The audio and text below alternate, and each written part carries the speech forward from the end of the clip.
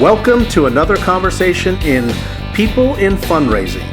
This podcast features interviews with nonprofit professionals who discuss their career journeys, lessons learned, and enthusiasm for working in fundraising. And here's your host, the founder of People in Fundraising, Tim Wilson. Hello, everyone, and welcome to the sixth conversation in the People in Fundraising podcast series. And today is April 22nd, 2002. I am delighted to welcome Evan Gallivan to the People in Fundraising podcast series. Evan, thank you for joining us today. Thanks for having me. My pleasure. So just by way of introduction, we'll spend a few moments telling our audience about you by title, institution, and so forth. And we can go into some of the conversation pieces from there about your career history and how you've been really deliberate and thoughtful with deciding what really interests you in your career and how you've taken steps to find your own expectations for career opportunities and really kind of focus on listening to your own voice as opposed to others perhaps thoughts of what might be a good opportunity for you. And Evan's got some great insights to share about that. He and I were chatting before we went live with the recording. So just as background, Evan is currently at Rhode Island School of Design in Providence. He's the executive director of campaign planning and strategy. And during this conversation, we may use the full institution name, or we may use the acronym of RISD. So just as an update about that. And then his background, Evan and I worked together a few years ago, or quite a number of years ago, at Harvard Business School. And I can't believe how long it's been. But it's great to see you. And Evan, at the time that we collaborated, we were assigned as sort of liaisons to the youngest frontline development cohort. It was called Team A at Harvard Business School. And Evan was the donor relations liaison to Team A. And I was the prospect research liaison to Team A. Team A was headed for quite a number of years by Courtney Damaris, who we talked with earlier in this series. And we met weekly with the frontline fundraisers, and their responsibility was engaging pre-alums to, I believe it was the 15th reunion. Does that sound about right? I think so. Yeah, somewhere around there. Yeah. Okay. Dynamite. So yeah, at the time, Evan was in donor relations. And since then, as I was considering starting this podcast series, thinking of who I want to have on as guests, Evan came to mind really quickly because he was able, again, to proactively, deliberately, thoughtfully map out his career and pivot over time. Because in my experience, and this is just my experience, it was easy to get siloed into the role you had at a large institution. And I've just been impressed to watch Evan's career from a distance and from LinkedIn to see the various roles he has held with progressive responsibility at various institutions in the Metro Boston, Providence area. So I know he's got some great insights to share, and I really am delighted to welcome you, Evan. Thank you. Thank you.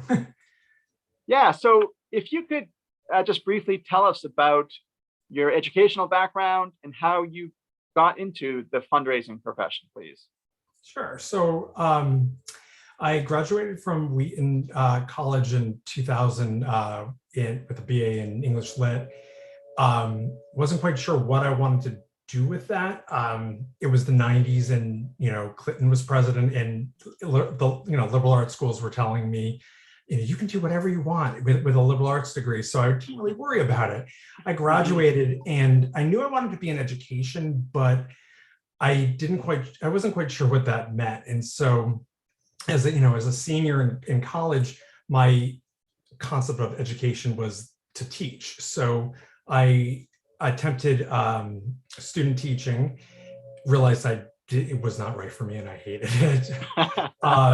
And I actually did student teaching back at my my prep school.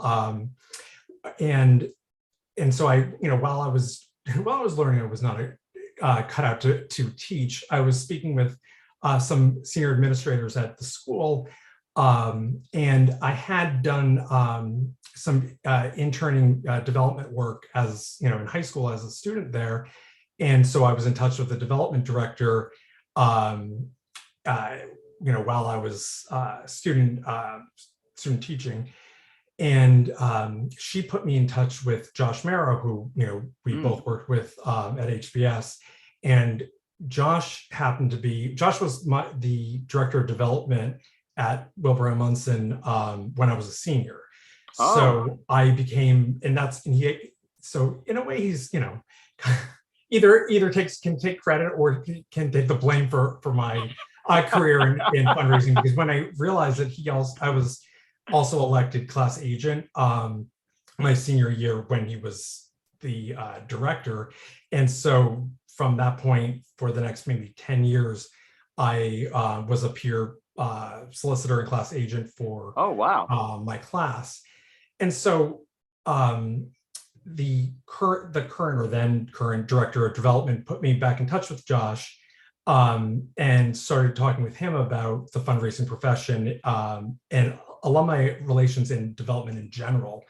And then he told me about HBS, and an opportunity opened up in the HBS fund, and that's basically how I started my my career.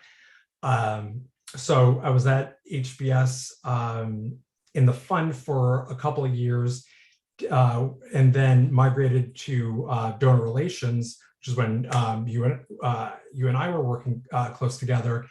And I made that switch from the HBS fund to donor relations because I really wanted to understand the inner workings of a development office and what we do with all the money that's being raised. Sure. From stewarding the donors to how funds are managed in the endowment, and just understanding the infrastructure of both.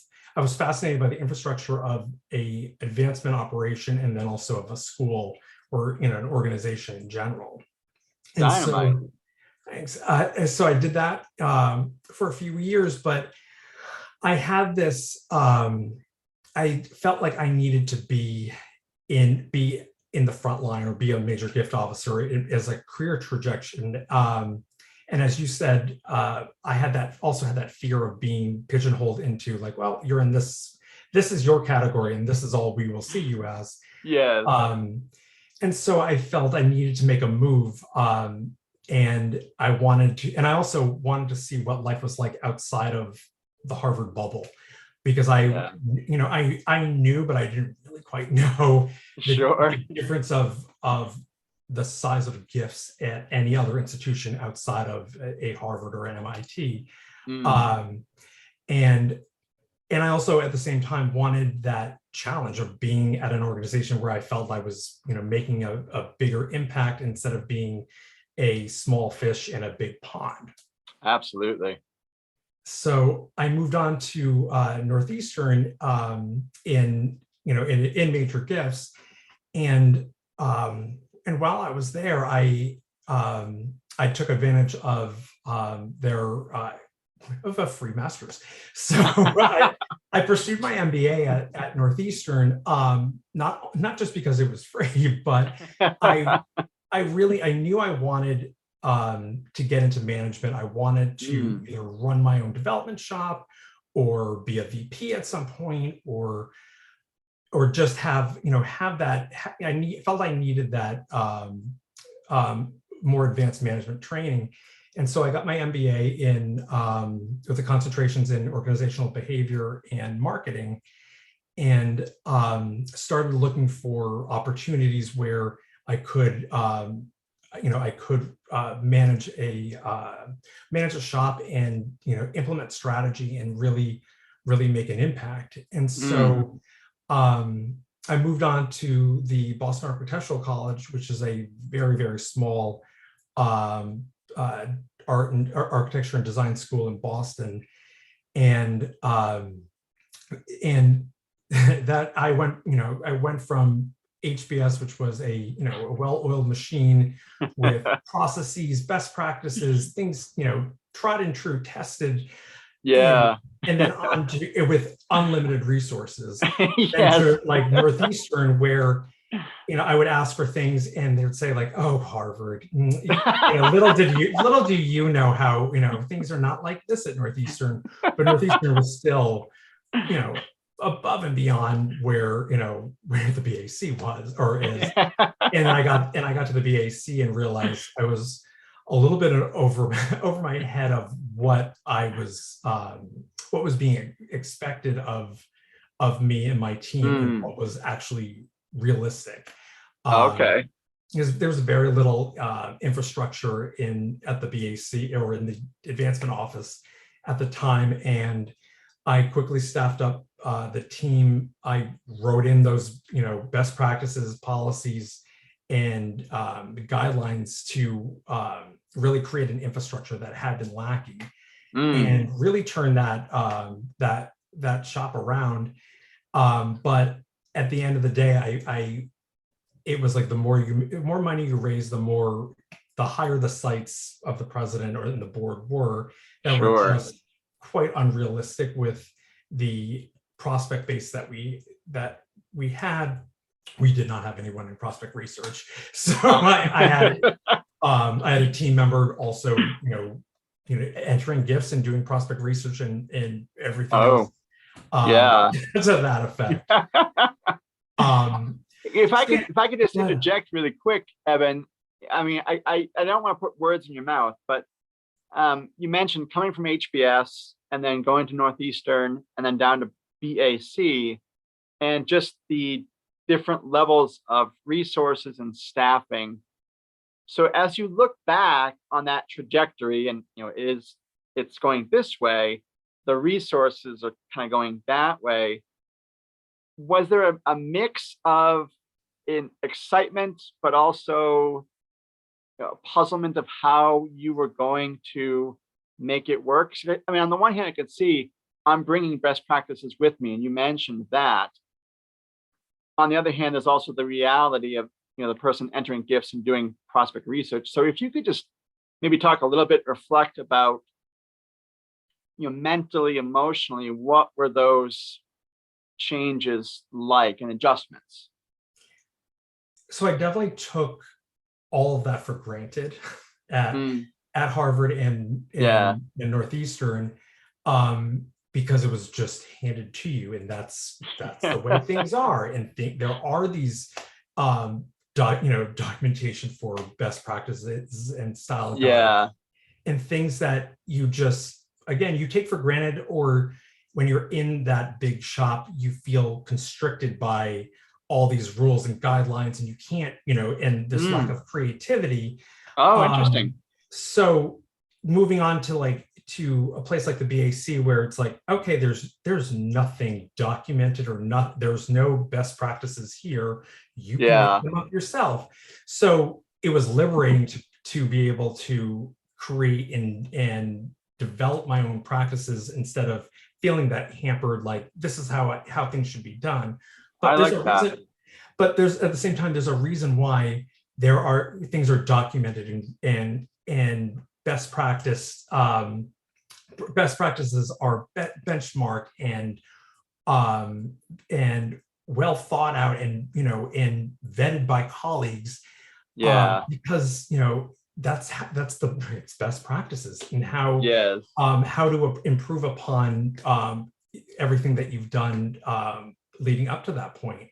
So, like I said, it was a liberating moment to be able to create my own, but at the same time, it was a mountain to climb to get them, because it's one thing to write best practices and policies, but it's another thing to get an entire team to learn and adapt to that, and then also when you're dealing with, say, like external communications, working with across the college to ensure everyone refers to the BAC as the college with a capital C versus a lowercase c or something like that. And you just don't take, you know, that you generally would take for granted. But when none of that exists, changing that culture or that cultural mentality of, you know, well, it was the wild, wild west, but now here's, you know, here are guidelines that you need to follow. Yes. And implementing them and enforcing them it's a lot easier said than done. That's great. I appreciate you reflecting on that. That's really helpful. And I think it's multifaceted. Yes, you can take things for granted, but there's a reason why there are best practices. But also there's refreshment in being able to bring what you want with you and see what works. So thank you for that answer. So now you're at RISD, and if you can just talk to us how you made that journey from BAC to RISD, how did the MBA help you navigate that? And you also mentioned just using an executive coach as well for some career guidance. So I'd love to hear what you have to share about those instances. Sure. So I pursued the BAC opportunity because, like I said, I wanted to run my own development shop, or I wanted that to implement my own strategy and oversee oversee a team of advancement professionals. And then when I realized it was time to move on from the BAC, everyone, like, going back to that not, I guess, kind of like the pigeonhole analogy, but everyone that I sought advice from told me to basically look for other director of development or VP level positions at, say, a bigger college or school, or a DoD at a university. And I felt like I was just chasing what I felt I was supposed to do and not what I really wanted to do. So, I felt like it was time to not just follow that natural progression of what, this is what I'm supposed to do, and really did some soul searching. And I, worked with an executive coach and really came to realize and become very clear about what it is I want to do in my career, what it is that makes me happy doing, and do what I'm good at. Yeah. And tying that back to wanting to learn the insides of a development office, through pursuing donor relations, running a development shop and being at the senior level of a college where you're really seeing that full picture.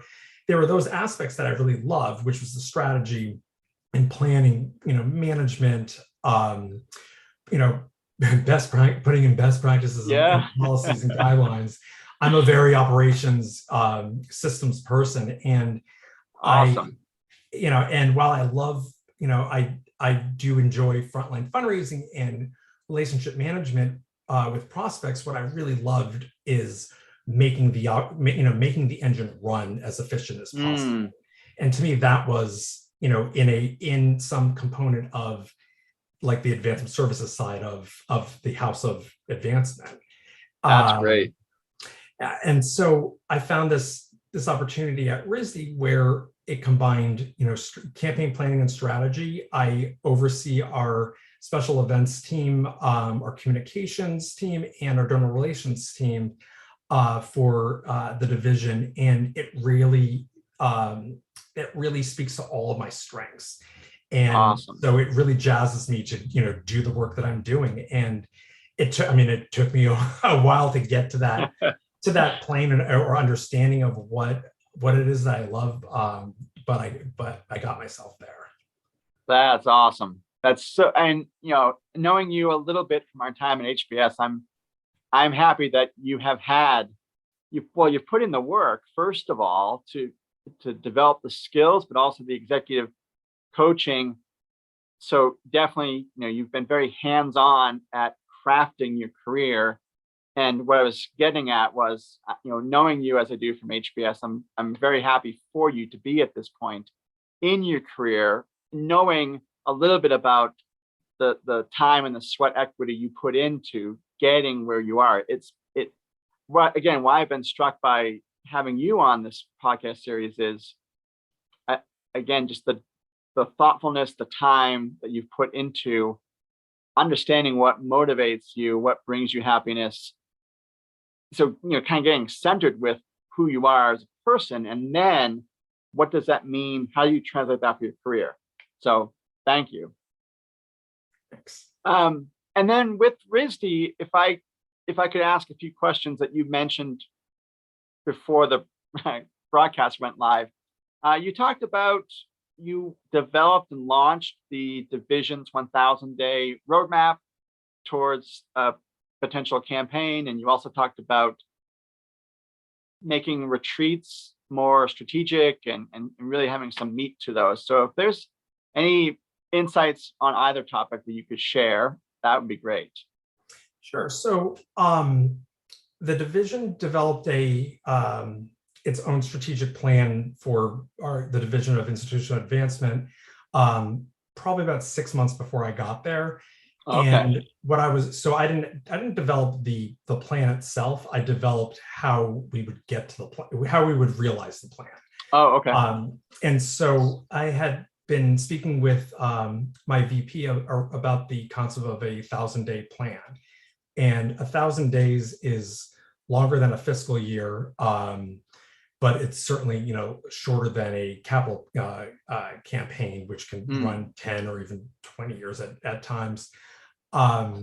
So it's in that long enough period where you can shift emphases on priorities or pivot without having to come to a complete stop and do a 180. While you have that 3.5, it's basically like a 3 years and 3 month window. So we were able to look at our strategic plan and say, okay, how are we going to accomplish what we can accomplish to get ourselves heading toward campaign readiness? And so we looked at it and broke it down over that 3.3 year period. Yeah. And worked with other members of our senior management group or the other executive directors, and looked at the goals and started to break them out in terms of, okay, what do we want to accomplish in the next 6 months? What do we want to accomplish by the end of the fiscal year? What do we want to accomplish by year 2, year 3? Yeah. And so we started to map that out. And as we went, leading up to each strategy retreat, and we hold them in the summer and in the winter. Okay. And so the summer retreat, we would focus on the next, the priorities that we want to accomplish within the next 6 months, say by the next retreat. And then thinking longer term, and then what about it by June 30th? And then, cool. And then thinking and then what are things that we should start putting on the horizon for the next fiscal year? And so we would build out that plan, work with our respective teams, and then present the plan and the roadmap at a strategy at each strategy retreat. And the retreats have taken different angles and different different approaches. Partly because after a while we started to feel like we were talking heads and just spitting out, this is our plan, this is what we're going to do. Even though everyone else had buy-in into it, the rest of the team was just absorbing our PowerPoints. And I didn't find it to be that effective. And then of course, COVID happened and we couldn't have retreats together. So our retreats turned virtual. So I think we did maybe 4 retreats virtual now in the pandemic. And so one of the things we started to do is have breakout sessions in Zoom. And so we would talk about one of the goals and the key accomplishments or the key items that either were not yet realized or still need to be resolved, and then would go into breakout sessions where each members of the senior management group and a few other senior leaders would be in each breakout room to facilitate the conversation. And we found that people are more apt to, especially more junior staff, are more apt to express their opinions or give insight, which I find invaluable. But in a large setting, either in person or on a Brady Bunch screen full of people on Zoom, they're less apt to speak up and say something. So I found them, I think they're far from perfect, but we've definitely learned from each session how to improve, and especially talking to team members after the fact and wanting, I always want to improve, and I always want to see how can we make this better, because if it's torture for somebody, it's going to be torture for others. I don't want it to, and if it's something I'm leading, I don't want it to be torture. Right. I like that. Thank you for sharing those experiences. With the time we have left, I wanted to touch on 2 other topics, if we can. One, you mentioned Josh Merrow as a mentor earlier in your career. So one, if there are other people you would like to mention for being helpful to you, I'd love to hear that. And then secondly, just as our concluding question, I think you've talked about this with others' expectations and how you really had to, again, just focus on what you wanted. So if we wanted to expand a little bit on that, not for someone like me, I typically have put a lot of weight into what other people think of what I should do and so forth. Like my dad, this is a print of the university in Massachusetts where he's worked for 50 years. And, his experiences influenced me, and I'm grateful for that. But, at some times I had to check myself to be like, what do I want? Bridgewater State has been great for my father for half a century. What do I want? So if you could, as I now garbled the question with talking about my own anecdote, but if you could just elaborate a bit more about yourself and the thought process of focusing on what you wanted to do, what your own expectations were, I'd appreciate hearing that as well. So mentoring and then managing expectations. So mentoring, Josh has always been a great mentor for me since day one or pre day one in my advancement career, and I have gone back to him at different inflection points where I wasn't quite sure what I wanted to do. But again, going back to that, feeling like I was doing what I thought other people expected me to do or wanted me to do. Of course, Josh would, thought, well, you're a VP at a small school. You've clearly outgrown it, and you realize the limitations of the school. You should look for a DoD level or assistant dean position at one of the Harvard schools, or another research institution, or a bigger shop say RISD. And so, and that's where I, without being able to, since I wasn't able to articulate or didn't know to articulate what it was that I wanted, because I didn't really at the time know what I wanted, I got more and more recommendations from mentors like Josh, saying like, I think you should, why don't you look at this, at this school, and do this in that frontline leadership trajectory. Yeah. And so, and I felt like what it came down to, with working with that executive coach was just really, thinking through those, those moments that in my career that I'm most proud of, that I was most excited about, and what excites me in general about the work. Because believe me, also there have been times throughout my career where I'm like, maybe fundraising and advancement is not right for me. Maybe this is just like not a right fit, and I'm just doing what I had started doing. Oh, yeah. But then it really came down to, no, it's not the profession, it's what I'm doing in the profession that is, what I'm looking for. And, which is how I found, that strategy, planning, communications, and like team, and interpersonal management, and working with teams, whether they're within a division or across the division, is really how, so the word I'm looking for is connector. I really like being a connector between colleagues within my division and across an institution. And I wanted to be in a role where that was a pivotal responsibility. And that's what I found here in this role at RISD. Awesome. What was the other question?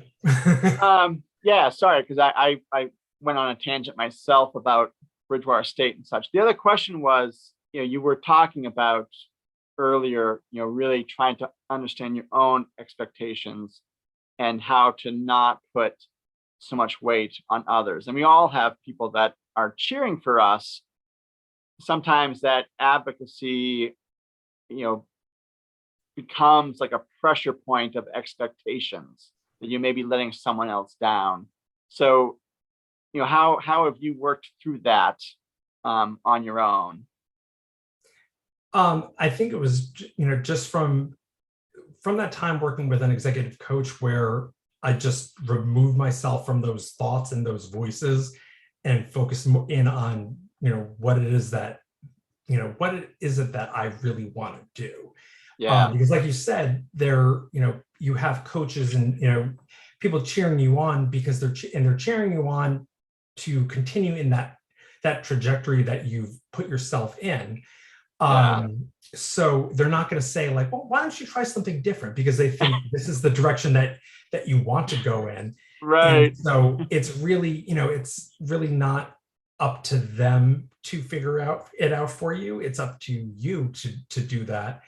And I feel like, well, I came to that realization later in my career, it was what I had been doing all along in moving myself from the front line in the HBS fund to donor relations, to that, to understand that back end side of things, to, granted the major gift piece at Northeastern kind of diverted me back to like, well, this is how I think I should be behaving, right? And doing.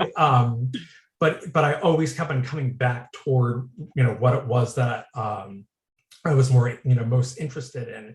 But also, I feel like even though I had shifted and moved throughout, whether it appears to be strategic and thoughtful, or because I was still trying to figure myself out, I really, I always wanted to see the big picture and how everything works. And I felt like, even if I loved being a frontline fundraiser and I went from the HBS fund, and made my way up to being, VP of advancement, either at Harvard or some other institution, I would only see one perspective of the advancement profession, which is the front line. And I feel like it's made me a more well-rounded advancement professional, to see the big picture and to see different, see and appreciate the work that others contribute to the greater cause of, of fundraising at an institution. That again, I feel like some people may take for granted because they don't see or can't see it from someone else's perspective. And I feel like I have that perspective, and it makes me a more effective leader and manager, with that knowledge. Yeah, that's a great answer. And I like, if I could, call back to what you said, like being a well-rounded advancement professional, and you clearly have built that into your career. And kudos to you, because I think you have again demonstrated the time to really understand what you want to do, and then deploy that knowledge and seek out opportunities. And I agree. I think some people would say, well, you're in frontline fundraising, that's a great path, and it is for the right person. For you had a different goal, which was to get the big picture understanding, as you said. And I think that's really admirable, because it can be risky for some people to say, well, I don't want to get off that path, or others can't see that there may be other paths within development for me. But this is your career, and I admire the steps you've taken to get that big picture, and also at these inflection points in your career to step back and just keep top of mind, what do you want? And I think that's really cool. Thank you. Yeah. Well, Evan, thank you for joining us today. I think you have a lot of good insight to share from your own experience, and talking about the steps you've taken to move within institutions and across sectors of philanthropy, and getting that deeper knowledge and experience about how the full operation works. So I think there'll be some great insights from you that our listeners can take away. And I think I've never had an executive coach, but that's kind of sparked an interest in me as I've listened to you talk about that today. So I highly recommend it. Dynamite. Well, Evan, thank you for your time. And as a reminder to our audience, you can find Evan's interview as well as the other interviews with people in philanthropy at the website, peopleinfundraising.com. And we will look forward to future episodes. Thanks for listening and joining us today, and have a great afternoon. Thank you.